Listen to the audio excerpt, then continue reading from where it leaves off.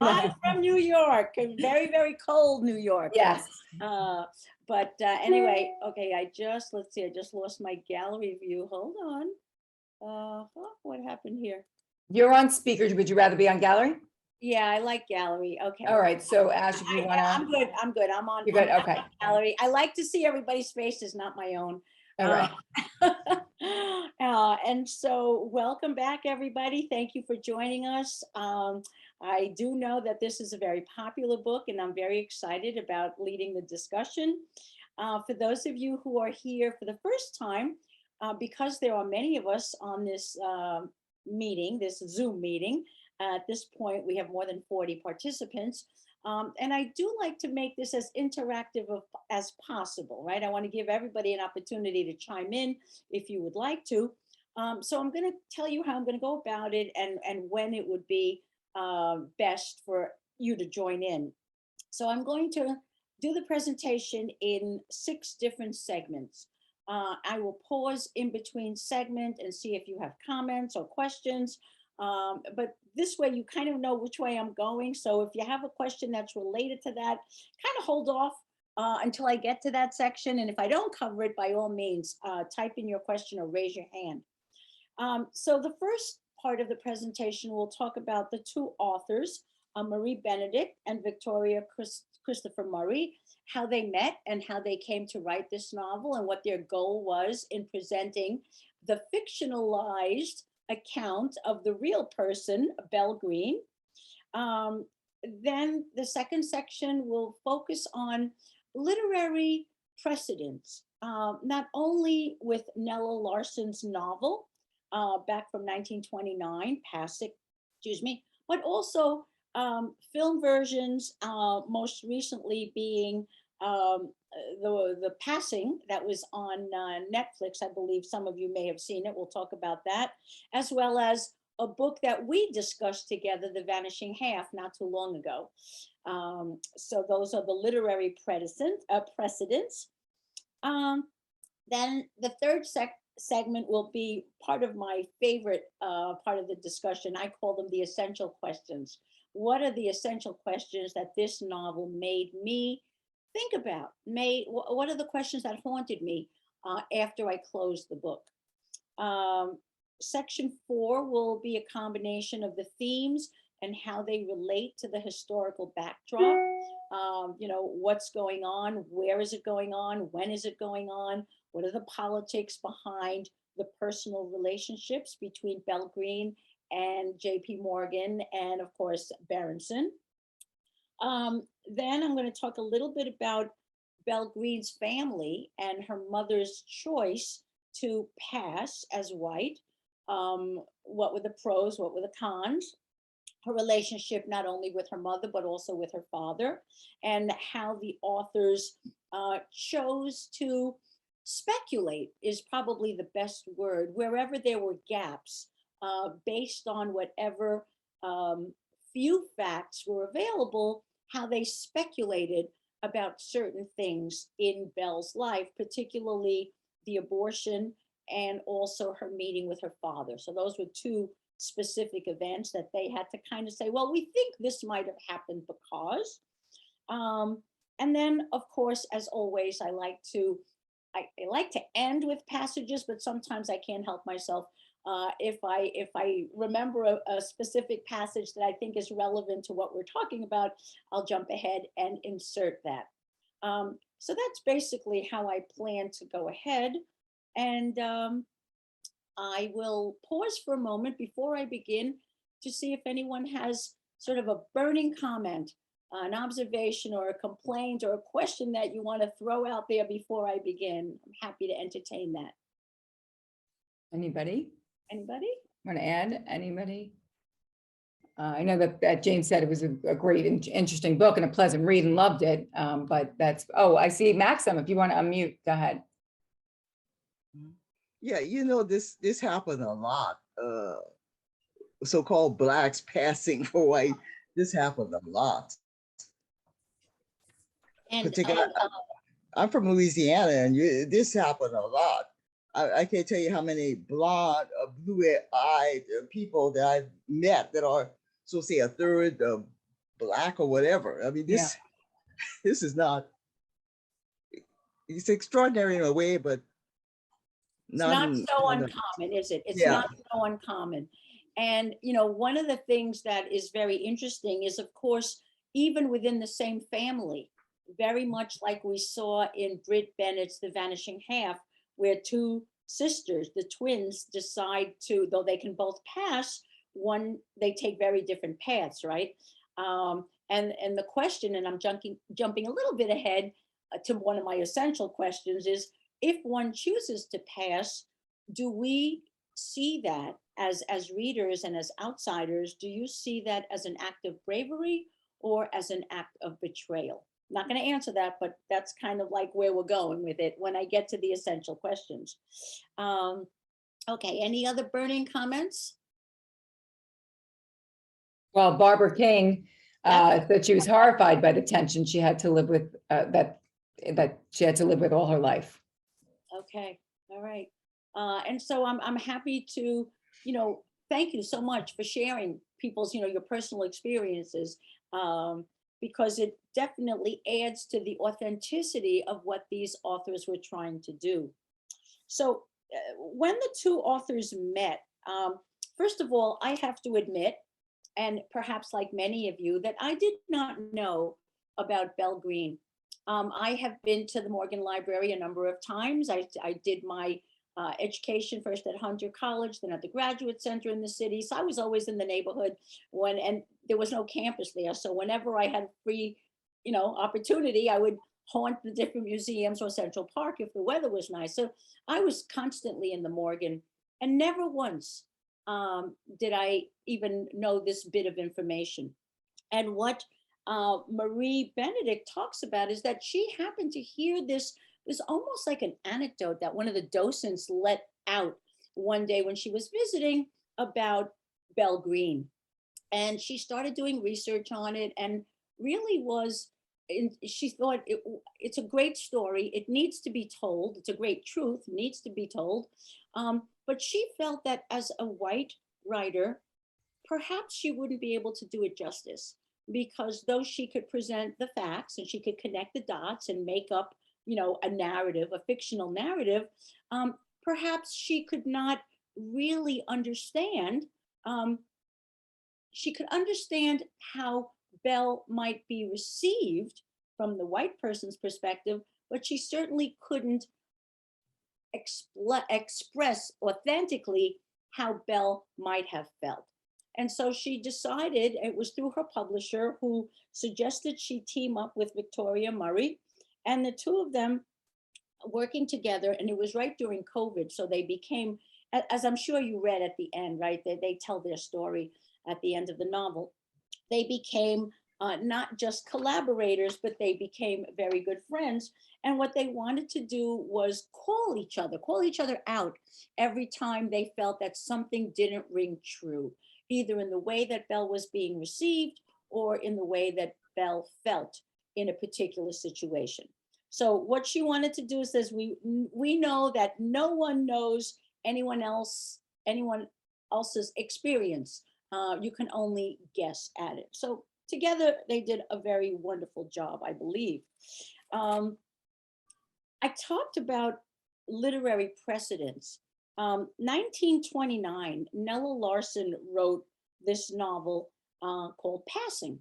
And very recently, as I said earlier, you might have seen Rebecca Hall's version of this on Netflix. It was a modernized version. There's a wonderful review in the New York Times, in case you haven't seen it, October 24th, 1921. The title of which is "There's No Room for Escape." And the most interesting thing about the article is that Rebecca Hall talks about her own experience, and that even she was surprised to find out that her mother was keeping a secret. So I won't go too much into it, but of course it influenced her directorial choices that she made in putting this film together. The other film that you might be familiar with, back in 1934, Imitation of Life. Again, I see some of you are nodding your head, so you're familiar with that novel, with that film. And then, as I said, most recently, we explored Britt Bennett's novel, The Vanishing Half, about the two sisters, Stella and Desiree, twins, who chose to take very different paths.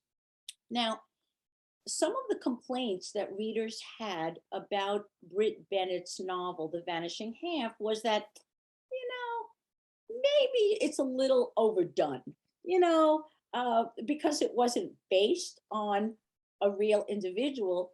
People had some complaints. I think these complaints kind of, they're not very valid, are they, when we're talking about an individual who actually lived through what Belle Green did and her family and the choices that her mother made. So, as always, fiction brings to the table what I call my essential questions, and there are three key questions for me that this book made me consider, and I'm going to send out the questions, and then I'm going to pause and see what you'd like to say about them. Number one, I already mentioned it, but it's worth repeating. How do you view the choice to pass, right?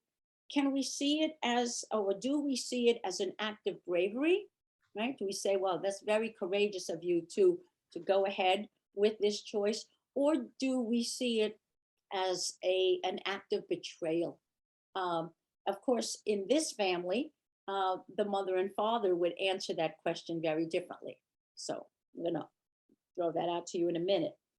The second question that's really directed, connected to the first question is, and we ask this question very often when we're doing literature, right, about the choices that characters make. Who comes first? To whom do you owe your primary loyalty? Should you be true to yourself? Do you need to be true to your family? Do you need to be true to your career? Do you need to be true to your race, your country? How do we prioritize our loyalty? Where do we direct our loyalty? And again, different choices for different people under different circumstances. And finally, this is a question that her father answers for her when they meet. And we don't know that they actually met, but in the novel they do. The question is, what is the price of giving up your identity? Or what is the price? What are the consequences of pretending to be someone else?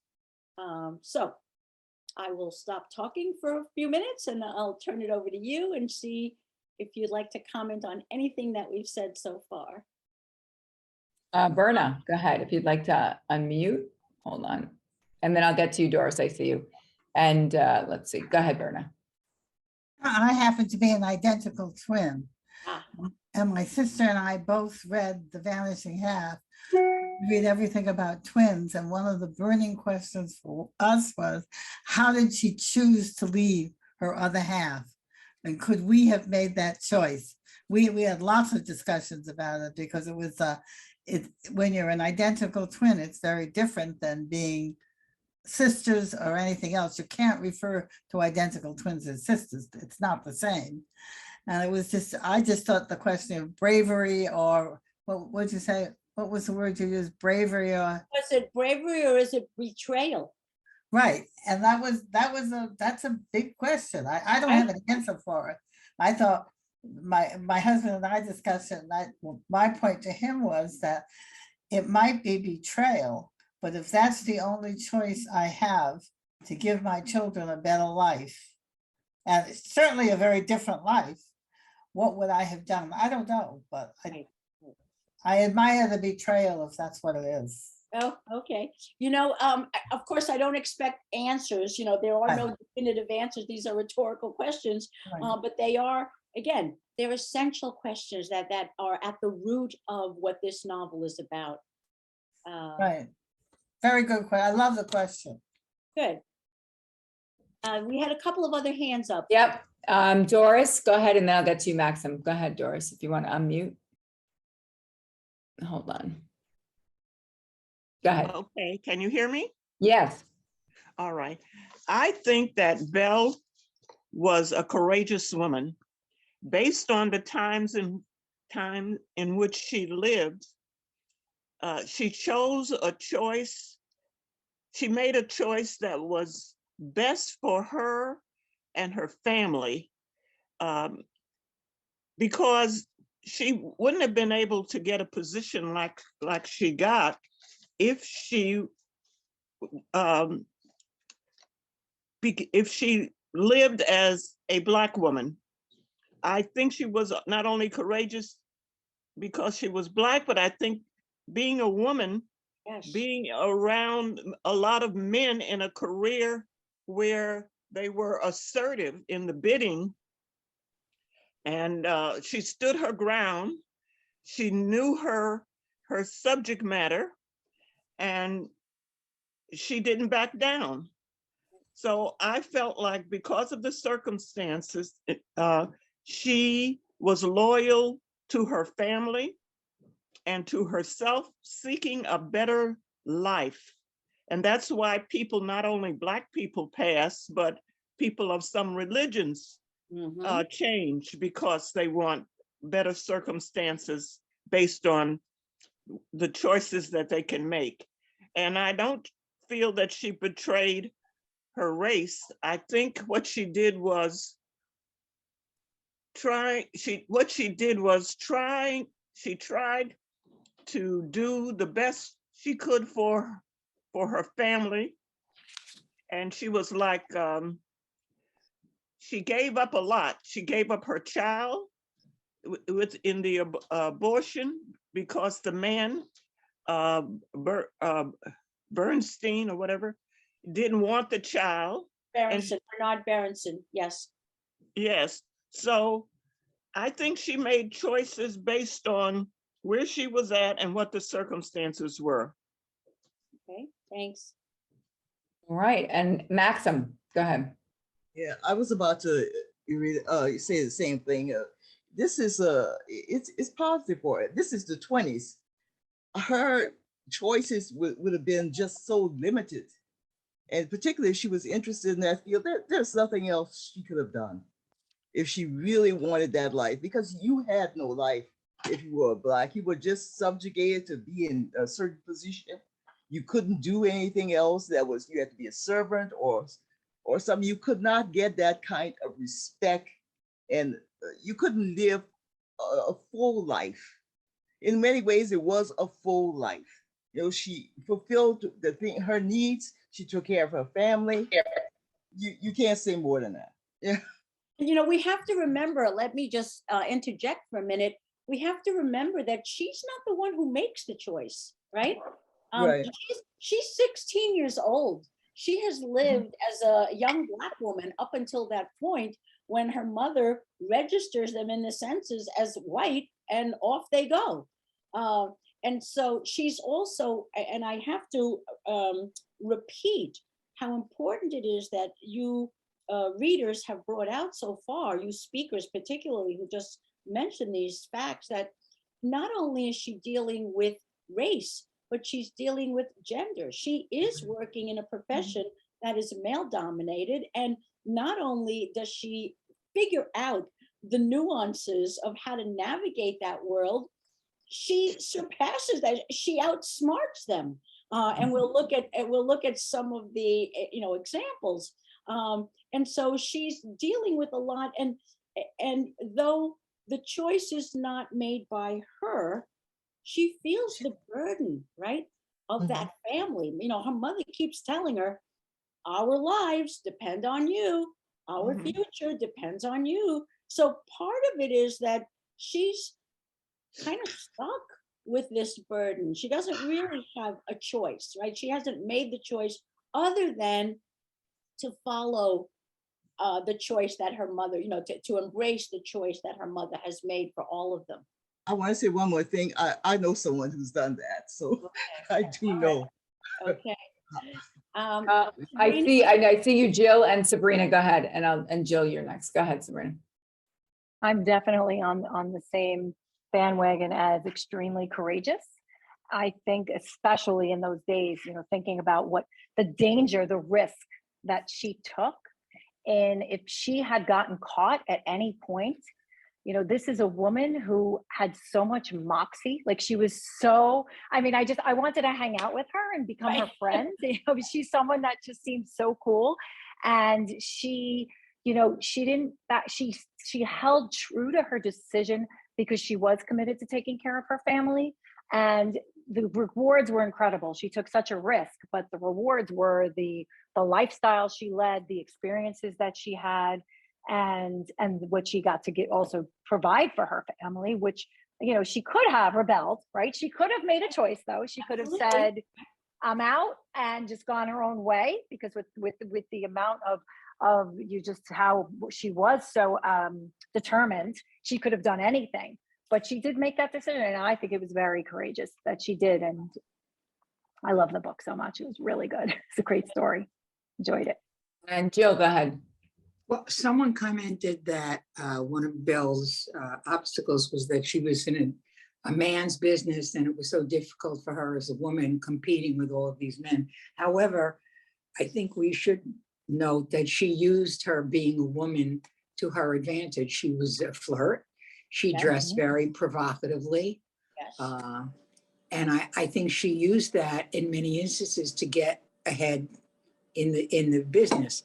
But I also want to mention that I think one of the things that when she decided to go along with her mother's plan that she was going to pass for white, she had made up her mind she was going to have to give up having a family and following the traditional role of marrying and having a baby, because she was afraid of what the baby might look like. So, I mean, she gave up a lot, but she also gained a lot from it. And I'm kind of on the fence between betrayal or bravery. I agree she was brave, but to some degree, I believe it was a betrayal, because I think some of us, I know, like, I'm born a Jew and it's something I'm proud of. And when I lived in places where no one else in the entire area was Jewish, we had talked about, well, maybe we just should, tone down who we are and not say anything about it or do anything about it. And we never chose to do that, because we were proud of what we were born in our heritage. And we wanted to, to be sure that we were proud of that. But I'm not saying that she betrayed it. I'm just saying I'm kind of stuck. I don't know. Let me respond to two things. One, the twin, right? You asked the question about how was it that Desiree and Stella, how is it that Stella was able to leave her behind?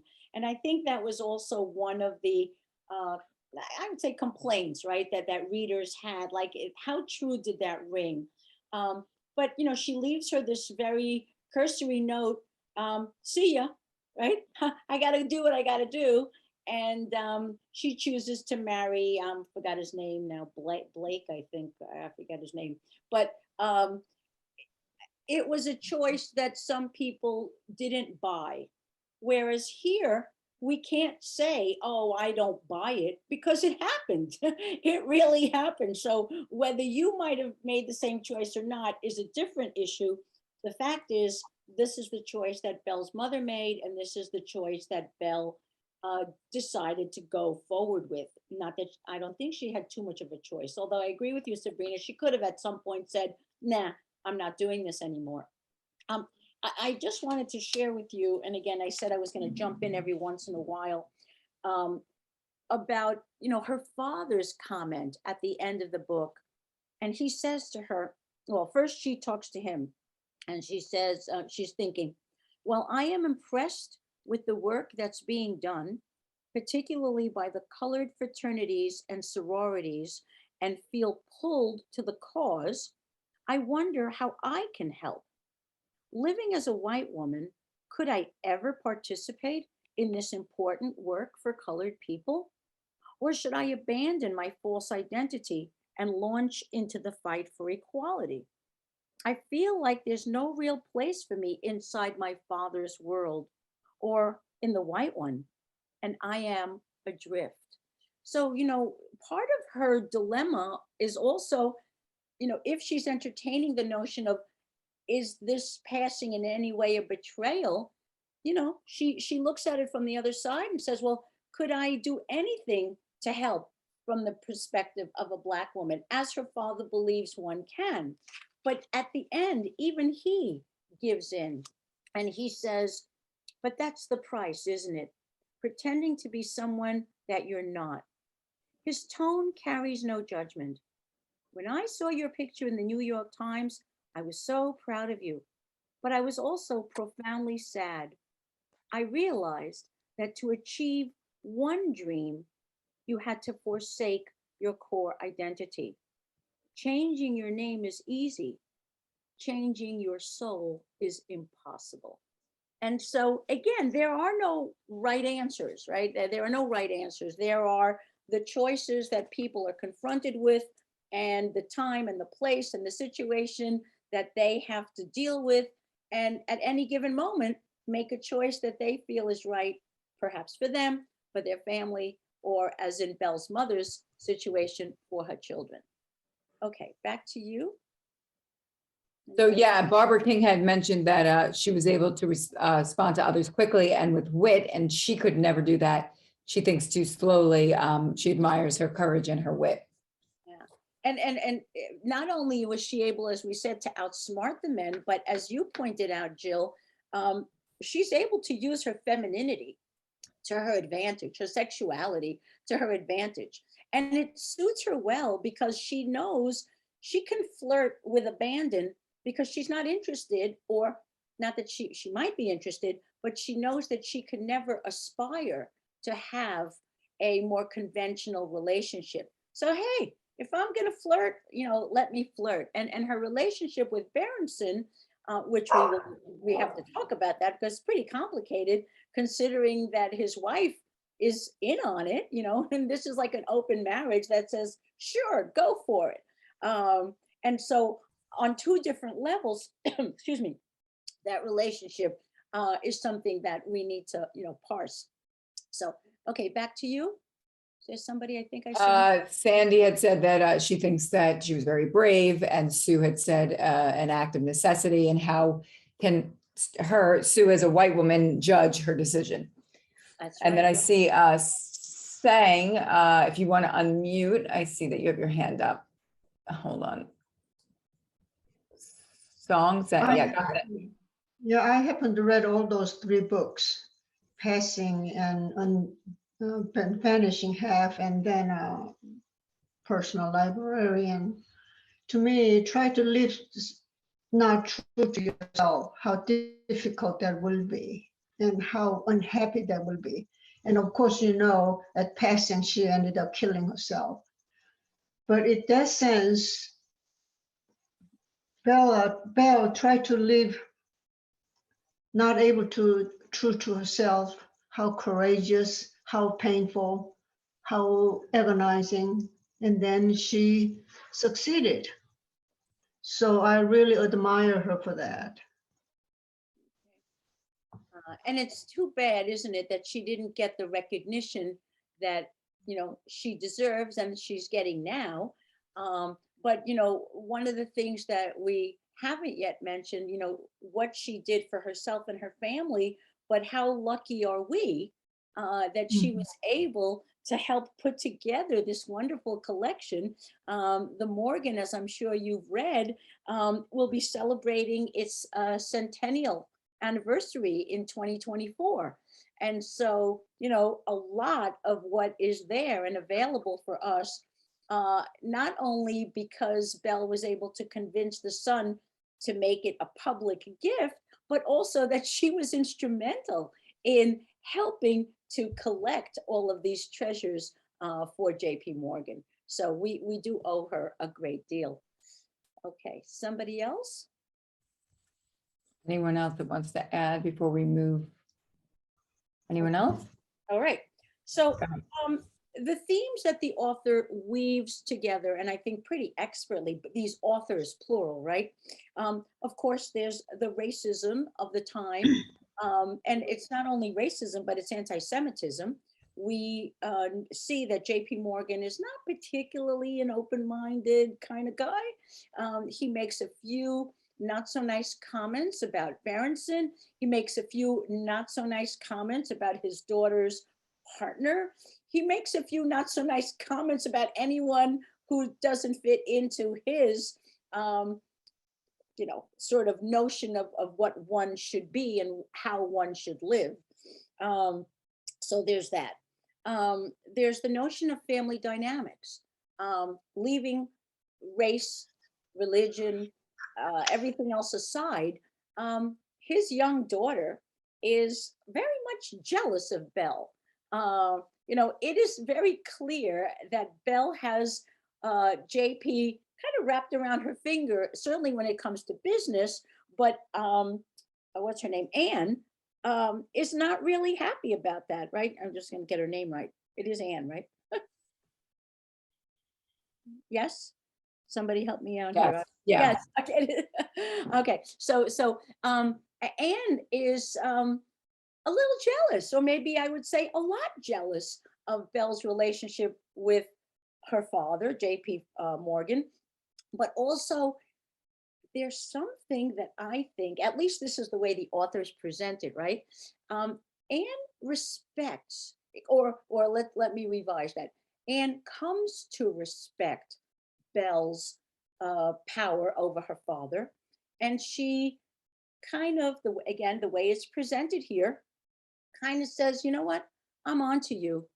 And Belle says, well, I'm on to you too. They're both on to each other. Each one is carrying a secret, as is Bernard. He's carrying a secret too. So another one of the key themes in this novel, in addition to family dynamics, is deception. The secrets that people keep, and the lies that they have to tell to safeguard those secrets. And so the authors have done, I think, a very fine job of weaving all of that together based on the facts of the family facts. So I thought that was very well done. And did I see another hand? Anyone? No. No? Okay. So one of the things that, the authors do in addition to the themes is they've also kind of grounded this novel in the time and the place. They talk about the Civil Rights Act of 1875, which was overturned by the Supreme Court in the 1880s. And they talk about that as it relates to the husband and wife, to the Greens / the Greeners.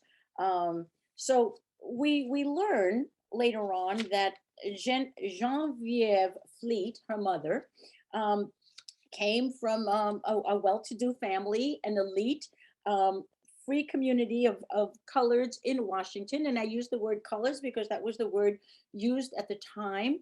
And it was the way that, I have to mention this person, I didn't yet, Jean Strauss is a biographer. She recently, some of you may know this, she recently wrote the novel, the nonfiction account of J.P. Morgan.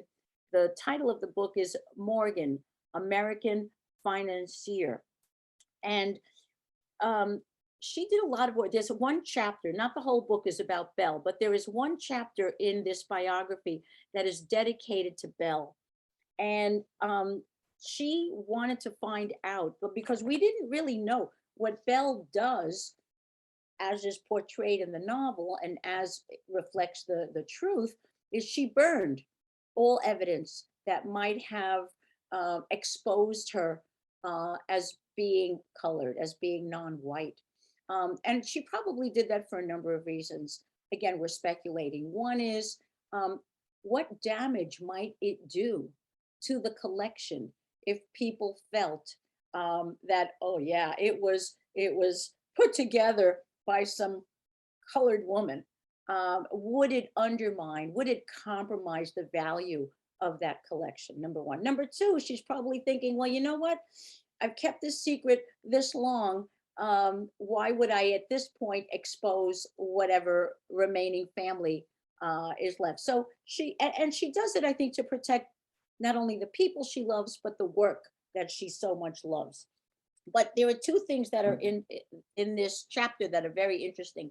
One is she is quoted to have said, just because I'm a librarian doesn't mean I have to dress like one. And of course, now this is a stereotype, right? Because I know a lot of librarians that are real cool dressers. So we don't want to say that librarians don't dress well. But, you know, speaking from the perspective, you know, the time and the place from which she came, it made sense that the stereotype of the librarian was, you know, prim, proper, wearing her glasses, high neck, certainly not the flamboyant kind of dresses and fashion that Belle sported, especially when she was hanging out with the Vanderbilts and others. And the other thing is that the author of this biography, Jean Strauss, she gave a wonderful interview. She tried to find her her history, and she is the one who discovered that her name was originally Greener, because she knew from where she came, but she couldn't find any documentation to support the name of Belle Green. So looking up dates and trying to figure all that stuff, you know, she's an expert researcher. She did locate the birth certificate of one Belle Greener. And next to her birth date is the lowercase letter C for colored. And so that's, she is the one who has substantiated her identity. I don't know if you could see this. Oh, okay. So those of you who haven't had a chance to look her up, yeah, it's kind, there you go. That is a photo of Belle Green. And also the author of Jean Strauss was asked, how is it possible that people didn't kind of notice her, right? Was it, how easy was it for her to pass? And I think that the authors recognized that Belle, would not be able to pass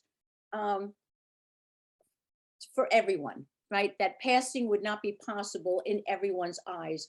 And remember that one scene when she's at this very fancy party and one of the servers sees her and she says, now she's at the Vanderbilt mansion, right? She's at that extravaganza.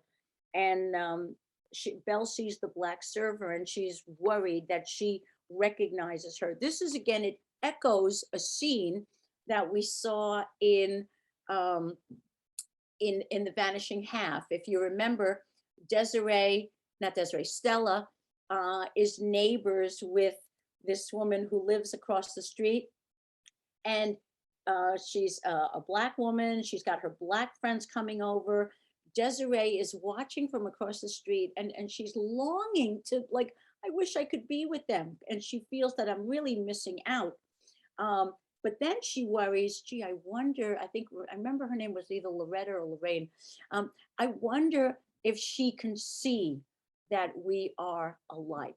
And this is what Belle is asking or thinking at the party. She says, does my deception anger her?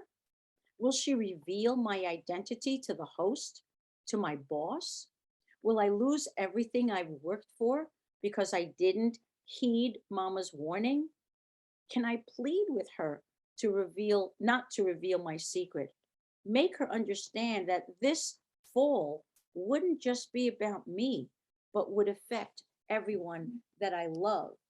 So when the authors were asked this question directly, their response was, and it makes perfect sense, that during this time, unless you felt sort of a racial connection, a white audience wouldn't even imagine, it wouldn't even be on their radar that a woman of color could be so sophisticated, could be so well dressed, could be so educated.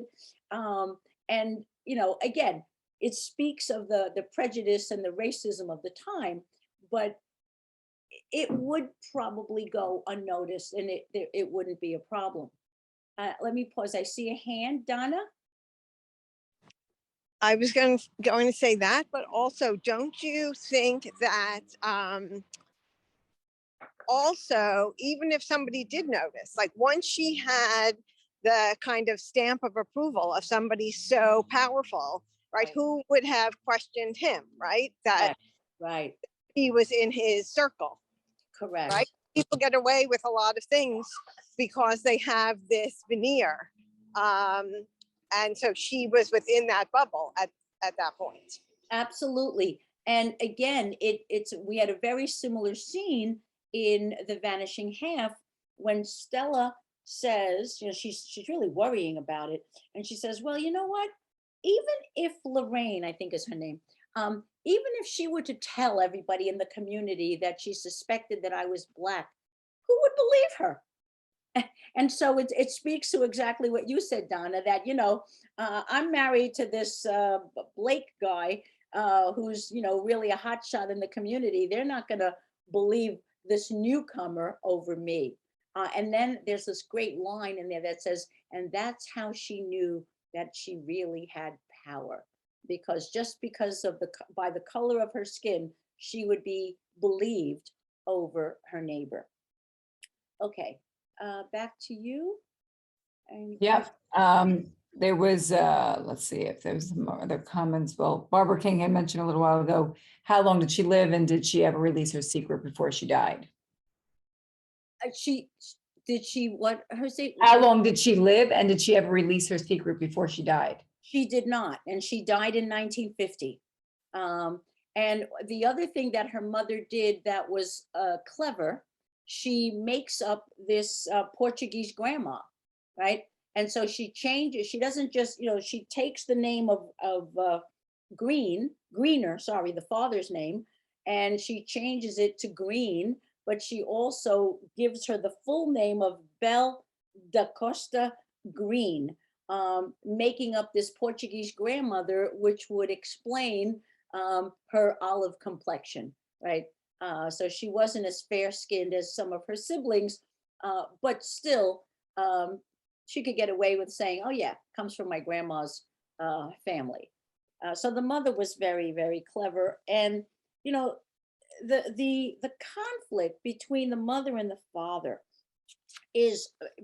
falls under that category that I introduced before of family dynamics, right? There's a wonderful discussion early on in the novel, and it says, she's speaking to her husband. The fight for equality is over, Richard. You lost it.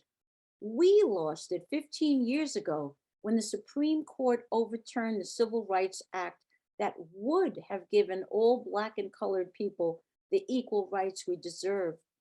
But the time for hope is past. Things are only going to get worse. There is only Black and white, nothing in between, and they will always be separate, but never equal. Segregation will take care of that. And then a little bit later on, when Belle recognizes something about her mother, right? Because again, remember, she comes home one night and she's just been to this wonderful, event, and her mother says, okay, and it's like, probably past midnight, and mom says, okay, time to do your homework. And she's like, really? Can I even get a break? Like one night I want to go out and party. No. Then she comes to realize why her mother is so frightened. She says, this is my mother's cautionary tale. This isn't about the future and what my world would be if I dare to fly too close to the sun. Of all of the suggestions she's issued to me, of all the warnings she's given and I've resisted, this one registers. Living as white is not what she wanted to do, but what she felt she must.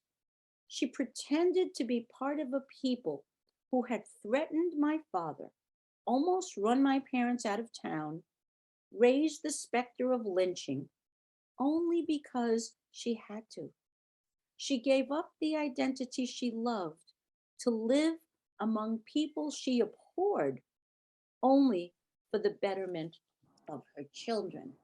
And so she comes to understand a little bit better why her mother is so insistent and why she's so fearful of being exposed. Her mother sees the writing on the wall, so to speak, and she says, they're not just gonna not be nice to us, they're gonna kill us. And so Belle finally gets it. Now, I did see a comment. Let's see, somebody said, Sue's comment, I disagree about no one Yes. suspecting. Obviously, Anne Morgan did, and I think Bernson did too. It's just her opinion. no, I agree completely. We're talking about the outside world, absolutely. In addition, in terms of strangers, but Anne suspects, as does Berenson. And they both call her on it, but because they're both hiding their own secrets, they seem to be part of a club and not necessarily enemies. So Anne says to her, let's see if I can find that quickly.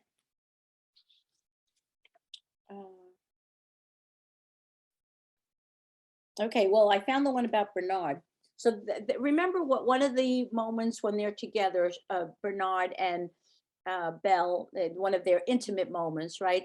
And he shouts out something in a foreign language she doesn't quite understand. And later he says, I sense that you are keeping secrets from me, Belle. There is a certain reticence about you, a mystery I cannot solve, even though secrecy is a language that I speak. In some ways, it may well be the one in which I am most fluent, and I suspect the same for you. So, he's definitely calling her on it. And then when, let's see if I could find Anne's response, and I can't find it right this minute, but Anne says to her, I'll keep your secret and you keep mine. And then we'll just move forward. So again, a comment or question?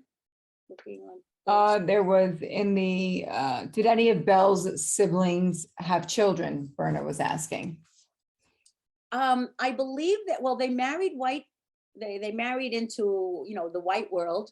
And I believe that they did, but I'm not going to swear to it. I don't remember. So I think the answer is yes, but I don't remember. Does anybody know for a fact? Because I'm happy to hear from you.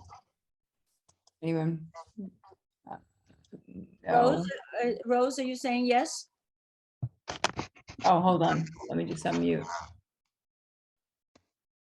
It was written in the book that her one sister, the not the youngest one, not Teddy, but the one above her, had married first and had 2 children.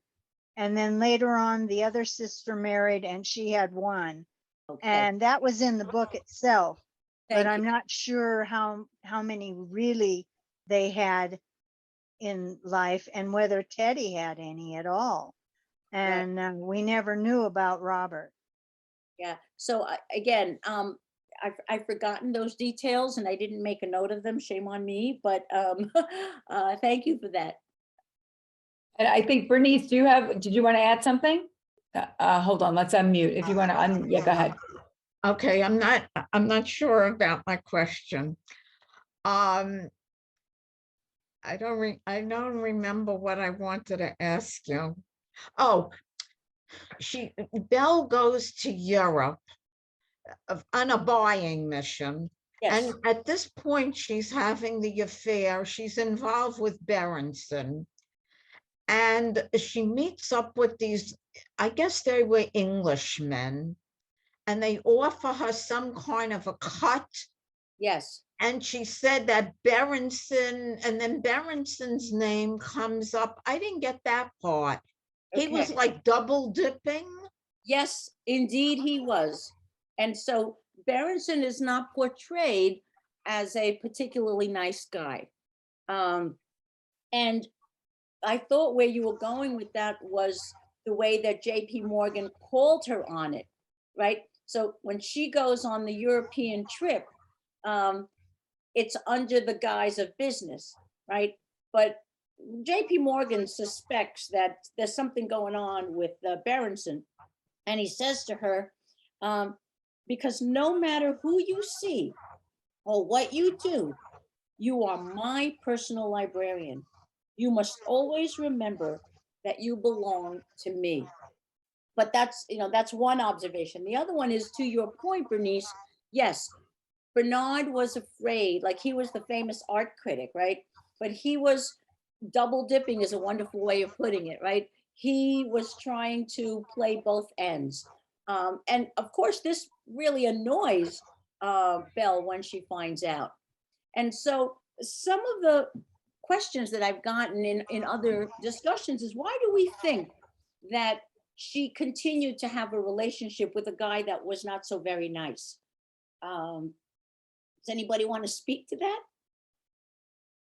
Yeah. Doris, go ahead. If you want to unmute Doris, and then I see you, Rose. Go ahead. And Linda, I see you. Doris, go ahead. I think they were soulmates. They had a strong attraction for each other because they were separated by distance, but they continued to correspond, and they continued to be intimate when they could be. Right. So I think they were like soulmates. There was some attraction that drew them together. Okay. And Anybody Linda? else? Yeah. I also think that she may have some guilt because she was carrying on a lie that someone else could blame her and talk about a lack of ethics. So the fact that he had violated an ethical behavior was not, it was like a mirror of her own behavior. Okay, so back to the thing that maybe they are in many ways soulmates, right? They have similar interests. He respects her intellect. He respects her artistic criticism and assessment, right? The evaluation. He doesn't say, "Oh, you're just a girl." He's like, wow, he really respects her opinion. Number one, he treats her like an equal in the field. They definitely have an attraction for each other. There's definite chemistry going on. But the other thing is, from her perspective, he's the perfect candidate. He's never going to ask me to marry him. He's never going to want to have children. And so I can have my companionship. I can have my intimacy, my sexual intimacy. I can have somebody who is a colleague who respects me. Hey, it's not going to get much better than this. And so I could understand why she would, and they both have secrets, as we said. So yeah, there were many reasons. I understood why she would stay with him. And let's face it, how many women stay with guys that are not necessarily nice? So she's not alone in that pool. Yes, Sabrina? Well, I was going to say, I was agreeing with that it was a perfect setup for her. And also, I think there was a huge attraction to him because of the connection to her father, because there was the book that he was the writer of the book that she had gotten as a little girl. And the first book that introduced her to this world and to turn her on, so to speak. And I believe that she also had this great adoration for him that was very tied into her longing for her father. Absolutely. Perfect observation, because she says, I already know you. When the introductions are made, it's, oh, I know who you are. And you're right, because he is older than she is. And he does become, in some ways, a father figure. But it's a father figure who, can offer a little bit more. And for all the reasons that we said, it made perfect sense to me that she would stay with him. Okay, somebody else? Rose, go ahead. Okay, she received that book on her 10th birthday from her father. Thus, when she met him, he had to be at least 20 to 25 years her Much older. senior. Yes. But also, Belle had promised JP that she would always be his person that would make sure no one would take his money unethically, that she would be there to protect him. And that was, I think, in about the 3rd or 4th chapter that her and actually it was before the Vanderbilt party, because that's when Anne came into the room to ask Dad to come home an hour early, and he said no. And then Belle read from the Bible, and that's when they got to talking about the money. And she said that she would never let anyone take advantage of him, Right. if at all possible. Right. And he also not only depends on her, but whatever his reasons, and that one line when she's asked by the journalist, did you ever have an affair with him? She says, we tried. Right. I think that was it. And that is documented as her exact words, that is what she said. So we tried. Why he doesn't pursue it, or she doesn't, I mean, I think some of the reasons are obvious, but anyway, that's what we have. Let me go back for a minute to her father, because we talked a little bit about her mother. I want to finish with the mother, and then I want to go back to the father. So it's interesting that the mother's family, they also have different responses, different reactions to Genevieve's flight. When they return for the grandmother's funeral, if you remember, they have to board a train one way, and then they have to get off a different way. And she said, let's see if I can find that right away.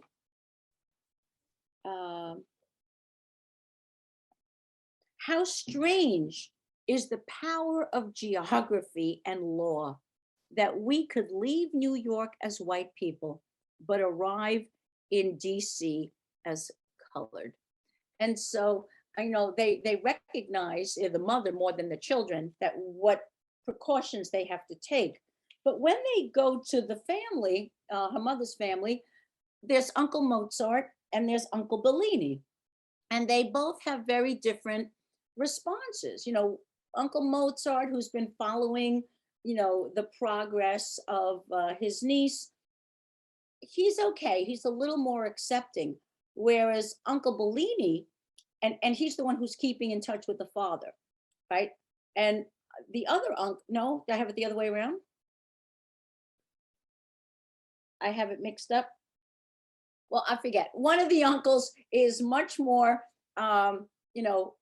accepting of the family's decision, of the mother's decision, and one uncle is not. And they say, she says, why you didn't go? I had to leave. And then they respond by saying, well, we would have taken you in, right? And so a part of the family sees their leaving or exiling themselves from the family, or denouncing the family, as brave and necessary. And the other half of the family sees it as a betrayal. And they're not so quick to say, okay, welcome back. So that's the mother's family. The father's family, remember, he's Richard Theodore Greener. He's the first Black person to graduate from Harvard in 1865. He was also from a very prominent family. He was an advocate, as we saw, for racial equality. He became the dean of Howard University School of Law. Later on, a professor at the University of South Carolina. So he's a very prominent man, and not only an academic, but an activist.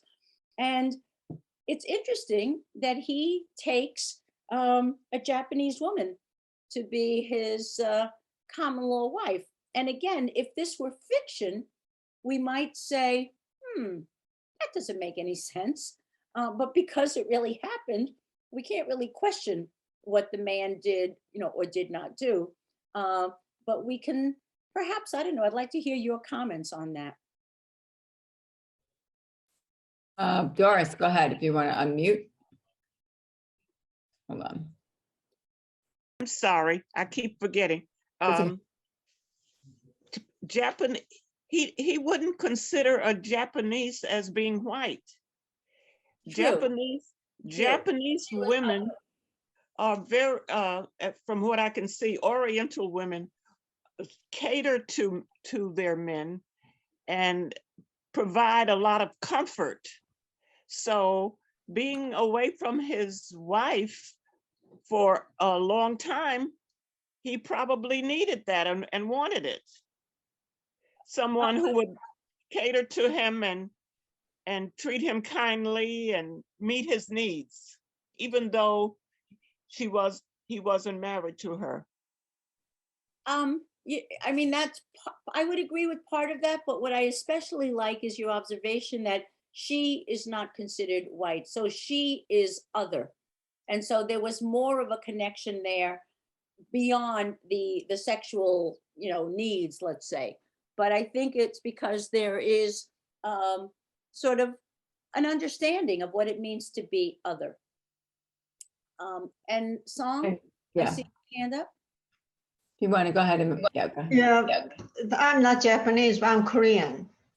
Asian is a good compromise in between black and white. But So still- I think Richard was a kind of way compromising himself. Okay. Again, we can only speculate. This is something that Exactly. actually, right? This is something that actually happened. So we can't say, gee, I wonder why the authors had this particular character hook up with this particular character. It happened because it happened. Yes. Questions? Any other hands up? Rose, go ahead. Well, and two, he was in the Middle East, over in Russia at the time when he married or took his common law wife and had the children, and that at that time that wasn't uncommon. Correct. So again, circumstances sometimes dictate the paths that we choose. Okay, I'd like to say something else about the writing. There were some passages that were absolutely wonderful, and they probably don't make sense to us, or no, let me rephrase that. Didn't make sense to me the first time I read it, but on a second read, I got to appreciate the nuances of the writing. And this is early on in the novel, page 5, the authors write, well, okay, so this is a conversation between Belle and Junius, JP Morgan's nephew. He's the one responsible for helping her connect with the uncle. While Junius admires Odysseus, I identify always with Aeneas, the Trojan refugee who desperately tries to fulfill his destiny in a world that holds no place for him. Aeneas was driven by duty, sacrificing for the good of others. And so she has this, Greek mythological reference, right? That we don't quite get until we know her story, and then we revisit and we see this reference. So I thought that was wonderful. Then another one that I wanted to share with you. When she's in England, Belle is speculating about the response, the reaction, or the lack thereof of her being able to walk down the street and not have all these heads turned. Here, meaning England, as I walk the streets, I don't feel the same assessment of my color that I routinely experience and constantly anticipate in America. Perhaps London's citizens don't have the same need to categorize us by race as they do in America. Is this because slavery has been illegal in Great Britain for over 70 years, and thus the sort of formalized segregation we are beginning to experience in America does not exist? Or is it because the entrenched nature of the British class system means that one's status is more important than one's race? I think it's a really interesting question because, how do we, not only we, but how does race and class and gender impact the religion, sexual orientation, fill in the blank. How does all of that impact the reception one gets, depending on where one is? And with respect to color, remember they're at this art show, this art exhibit. It's not an art exhibit. It's an event where everything is painted red. And Berenson says, there's something liberating in the uniform wash of red. How freeing it would be if we could all be the same color. He clarifies, saying, I mean, not all of us share the same economic circumstances or the identical blue blood background. And yet here, awash in red, we are all the same. This party is a great equalizer. And again, this is, of course, I think the two writers kind of fantasizing about how wonderful it would be if race or class or gender was not an issue. One more comment from Belle about marriage, and it kind of helps to explain the relationship. Marriage is not, with Berenson, marriage is not something that I've really considered. I've always known that because of my heritage, a traditional relationship would not be possible for me, not only because of my family's financial dependence, but because marriage means children, and that is something I cannot hazard. Without the fairer skin of my siblings, I could never risk bearing a child whose skin color might reveal my deception. And back again to Britt Bennett's The Vanishing Half, that was another complaint. Readers said, Stella goes off and she has this baby who's as white as anything. And there was no suggestion that she was in any way anxious about it. And of course, the author was in charge and was able to make all those authorial decisions. Okay. There was a comment from Barbara King that she couldn't believe that Bernard didn't come to her in London when she was in the hospital. I with know. the abortion, and then he did it again years later. What a heel. Yeah. And that's why I said, we perhaps as outsiders can dismiss him as a heel. And the question remains, why does she stick with him? So I'm just coming in a little late, but I heard your comment about London and how she viewed the party as an equalizer. But I think we see now that there are questions about race with Meghan and Harry's baby. absolutely.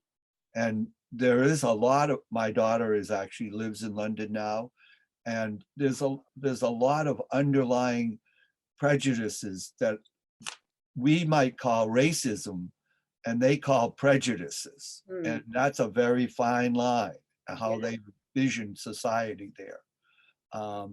We're much more outspoken about our feelings about color, and they hide those feelings behind their character.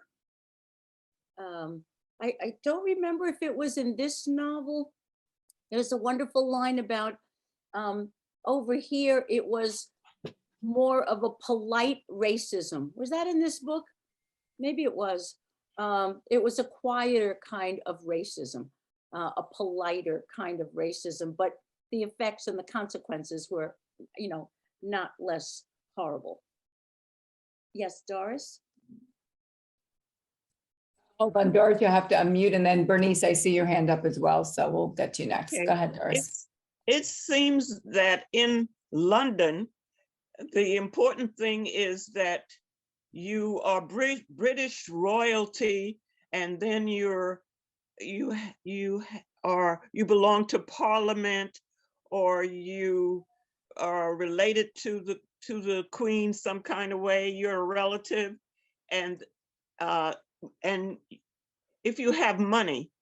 So in America, it's sort of similar.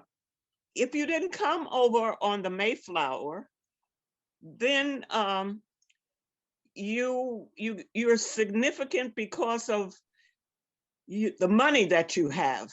The Vanderbilts, the the Morgans. And then after that, it becomes how much education you have, or what status you have in politics. And then it comes down to you're an ordinary person, but you're above the Blacks and the other minorities. So it seems like there are different levels in both in Great Britain and in America. And everywhere else in the world, correct? I mean, although the definitions might shift, right? The categories might shift, there's always a hierarchy. Yes. Those who have and those who don't, and all the others in between, depending on so many different factors. So yes, thank you for that. And Bernice, go ahead. I was going to say also, I was noting on when she was in New York at a conference, or she went out to a meeting, and she said after she came, a meeting of for women's rights, and then she said, I am the essence of property. She considered herself property because she was economically tied to Morgan, and so, but she wanted to go out and join up with other women who are white women for equal rights, and they didn't look down on her. They were white women. They didn't look down on her to protest and for equal rights, but she considered herself below them in a way. Actually, they admired her. Remember, there were those young women who thought that she was a role model. Yes. They wanted her.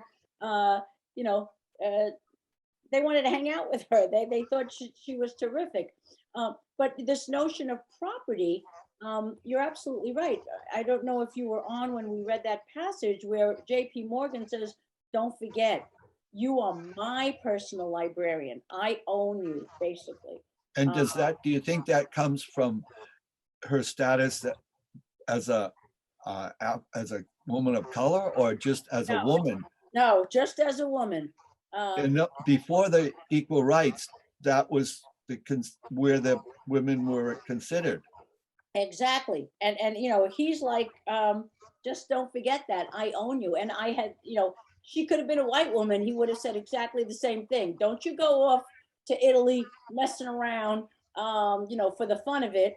You better remember that I'm hiring you. I've hired you. I'm paying you. You belong to me.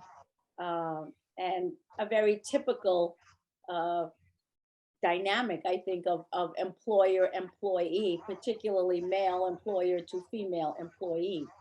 And so today we still have that same structure that employers consider employees part of their property in many ways, but we're trying to adjust that, right?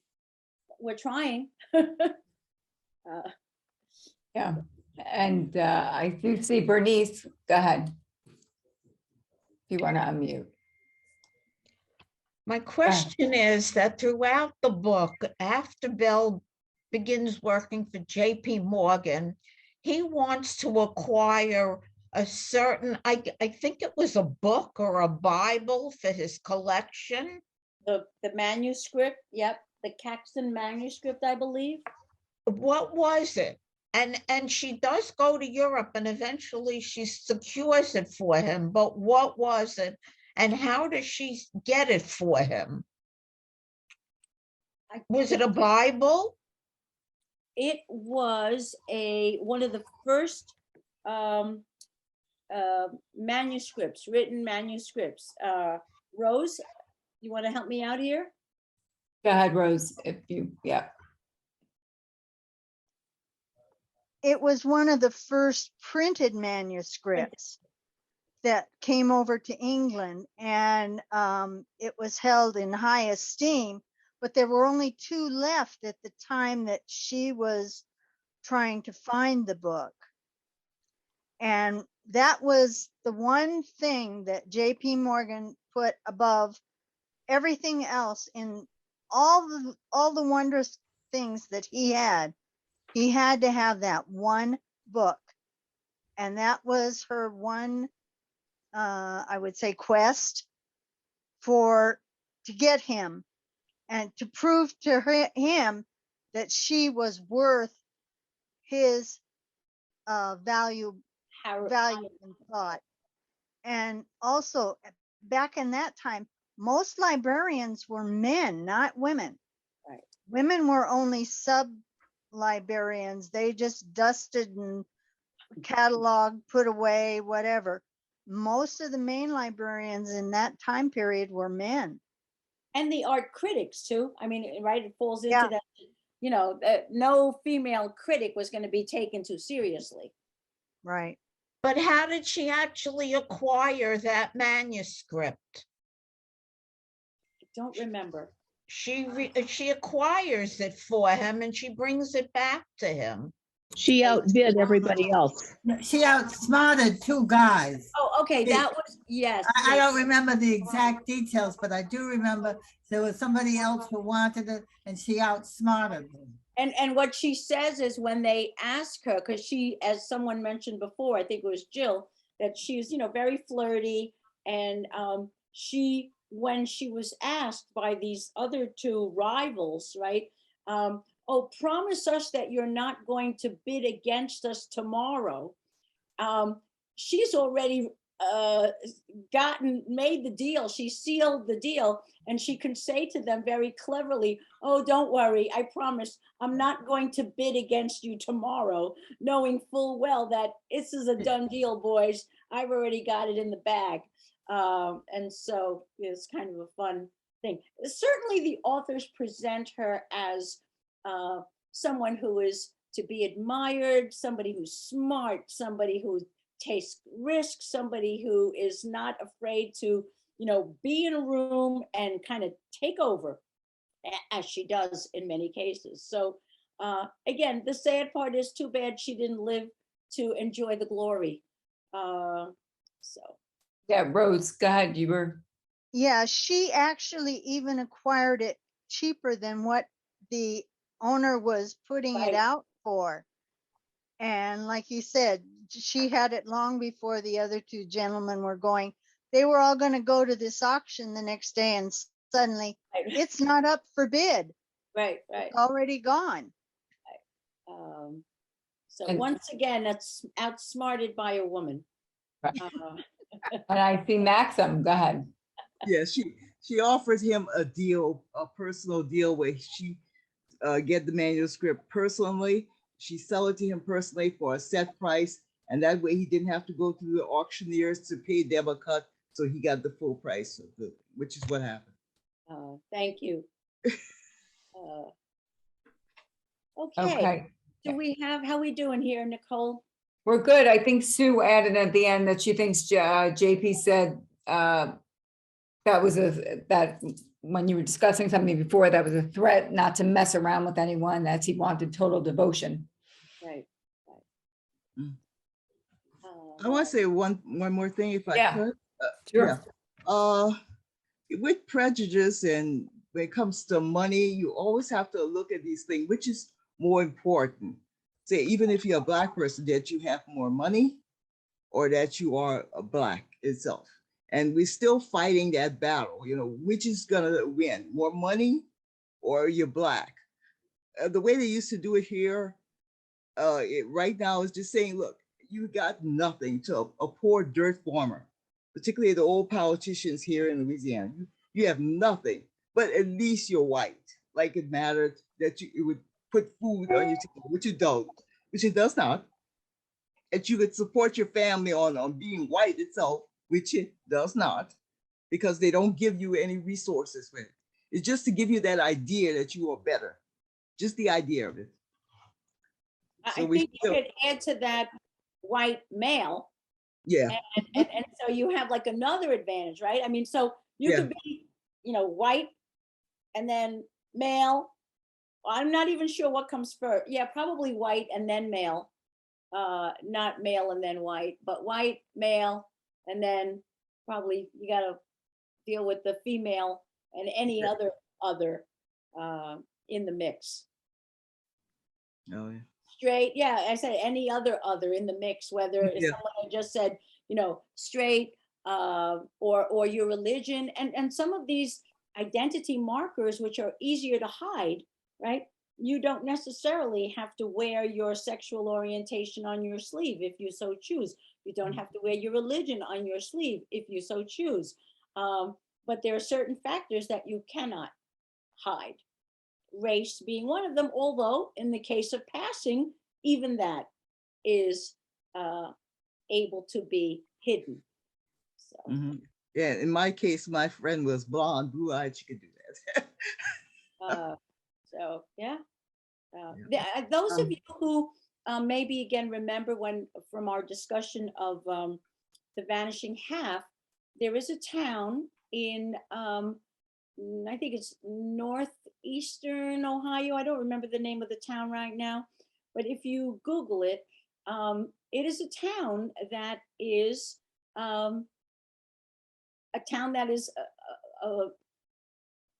colored or non-white people who are all choosing to, they're light-skinned enough to pass, but who have decided to claim their identity as non-white from several generations ago. The complications are now that the children of these founding members of this town and the grandchildren of these same families are saying, well, if I can pass, I'm out of here. I'm gonna pass. And the conflict that has ensued as a result of the next generations, the younger generations who have decided, I'm not going to stick around here. So families that have been divided because one branch goes this way and the other branch does not. So you can check that out as well. I think one of the comments was made, I think in our society, I think the great equalizer is your job and where you are and the economics that go with the job. I think that the opportunities for jobs in this country is tremendous, just tremendous. And it's up to individuals to take advantage of those opportunities, whether they're white, black, Asian, or whatever. Those opportunities are here better than any, I would think more so than other countries. My daughter lives in London and there's a very stratification, very hard to move from one strata to the other. Here we can move freely if we have the economics. Well, I would argue with that and say to a point, yes, but perhaps it's not as simple as that. Yes, if you say that, there are the job opportunities that are open to all. Okay, well, ostensibly, yes, but what if 2 or 3 candidates go up for the same job with the same credentials? Do we think that skin color will play into the decision? Just throwing it out there. And it could play positively now or negatively. There's a whole different way of, I'm not sure how to answer that, but I'm just saying. Right, and I'm just throwing it out there. Well, if And I could Donna, say, you're shaking your head. Go ahead. yeah, if I can just say that there's research that's been done that shows where they submit the exact same resume with different names at the top for someone with a white sounding name and someone with a black sounding name, and the person with the black sounding name on the resume does not get called back. So they do not, it is really, I think in the past, many people felt that there were fair and equal opportunities. And in fact, it is not the case. And even nowadays, a lot of resumes are read by artificial intelligence, and even those have a degree of racism built into the system based on what they're looking for on a resume, et cetera. So yeah, there are so many ways in which the playing field is not level. Okay. Right. On that note, Yeah. Nicole, or does anyone have any Yeah. comments or questions, or what do we? No, I think we read all the chat, and I know that, as always, we have the next virtual book club, save the date, is March 21st at 4 p.m. Eastern time. And as always, what we do is we select, and I always suggest some hot top books, and basically we send it out in an email, and give you the option to choose, and we take a poll and we tally it up, and then we announce the winning book that got the most votes. I believe we're going to do that by Thursday, and we'll send out the email this afternoon. Anna, if you wanted to give a little quick synopsis of the two books that are on the radar for the poll. All right, so the two choices for March 21st, one is Eternal by Lisa Scottolini, Eternal, Eternal by Lisa Scottolini. And I will give you just a brief synopsis.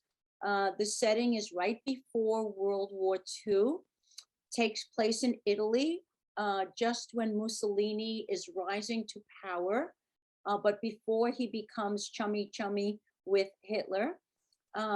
He charms the Italian natives by calling for them to come together and unify as Romans, to embrace this new identity as Romans. And he charms them for a while. And then that's sort of the political backdrop. But up close and personal is the story of three young people, two young men and a young girl, classmates in high school. The two boys, the two young men, are in love with the same girl. One young man is Jewish, one young man is Italian. And what follows is a beautiful, beautiful love story, as these three young people try to figure out how this triangle of a relationship is going to pan out. What sacrifices are made? With whom does she end up? The author takes us through all of the political ups and downs during that time. We visit all of their neighborhoods and the new laws that are put into place, the race laws that prohibit, because the two boys, by the way, are really good friends. They're best friends, but they happen to fall in love with the same girl. So you have two stories, there's the backdrop, the political backdrop, and then you have the up close and personal of these three young people and their love story. So that's Eternal by Lisa Scottolini. Now, something that's a little more contemporary, at least in its setting, because both books are new. The Sue Miller's new novel, Monogamy. This is very different. This takes place in contemporary times. It's the relationship of the marriage of two people. One is the second wife to this larger than life kind of guy. And I'm not going to spoil anything, because what I'm going to tell you takes place in the first 3 or 4 pages.